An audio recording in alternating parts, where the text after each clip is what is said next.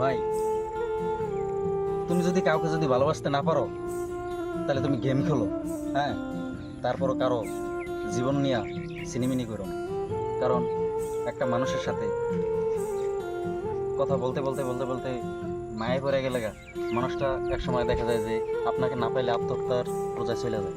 হয়েছে কি, 2022 সালে অক্টোবর মাসে আমি একটা মেয়ের সাথে টিকটকে দুষ্টাইম করে আর কি সেট করতাম। সেই মেয়েটা ছিল একটা বিবাহিত মেয়ে। মেয়েটার সাথে আমি প্রায় 6 মাস 7 মাস কথা বলতাম রেগুলারলি। তাকে ছাড়া আমি বুঝতাম না। কথা বলতে বলতে বলতে বলতে বলতে বলতে এমন একটা পর্যায়ে চলে গেছে যে তাকে ছাড়া আমি কিছু বুঝি না। ঘুমাতে গেলে তার সাথে কথা বলা লাগে, খাইতে গেলে তার কথা ভাবি, মানে সব কিছু দেওয়ানো হয়ে গেছে। সে হঠাৎ করে বলে, বাবু আমি তোমাকে একটা কথা বলি, তুমি ওইভাবে নিও না, তোমাকে আগেই বলতে চাইছিলাম। মেয়েরা এমন একটা ফাঁকিবাজ, ওরা আগে বলতে পারে না, মানে বলে পরে বলে যে আমি তো একটা বিবাহিত, আমি একটা ডিভোর্সি মেয়ে। হ্যাঁ, তুমি কি এগুলো নিয়েও কি আমাকে মাইনা কি তোমার সাথে রাখতে পারো?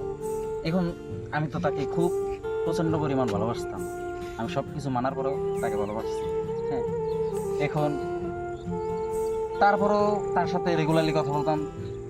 টুকটাক সে কথা বলতো। দিনে 24 ঘন্টার ভিতরে সে আমার সাথে সর্বোচ্চ 5-6 মিনিট কথা বলতো। দেখা যায় বাকি সময়গুলো সে বলতো যে আমি বিজি, কাজে বিজি, এই সেই, স্কুলে যাই, কলেজে যাই, এমনি অমনি দিয়া বুকুর বাকুর দিয়া বোঝাইতো না। তারপরে একদিন তার সাথে দেখা করতে গেলাম, তাদের বাসায় গেলাম। আর সে সম্ভবত ওই সময় ছিল স্কুলে ছিল। ওর মা বললো আর কি, মেয়ের মা। তো মেয়ের ফোন আমি আমার হাতে আইনা নাম্বারটা সেট করিয়া, ওদের নাম্বারটা আমার ফোনে সেট করিয়া ওটিপি দিয়া আমার কাছে আইন নিয়া হ্যাক করে লাইছি অ্যাকাউন্ট। তারপর দেখলাম যে মেয়ে আরও বিভিন্ন ছেলের সাথে কথা বলে, বরঞ্চ মেয়ের মা সাপোর্ট দেয় অন্যান্য ছেলেগুলার। সেম আমার ওইভাবে বলতো, বাবা সোনা লক্ষ্মী, এইভাবে। হ্যাঁ, এই জন্যই বলতেছি প্রতিটা মেয়েকে, বোন তোমার যদি ভালো না লাগে, হ্যাঁ, ওই ছেলেটারে যদি ভালো না লাগে তার সাথে কখনো সময় নষ্ট করো না।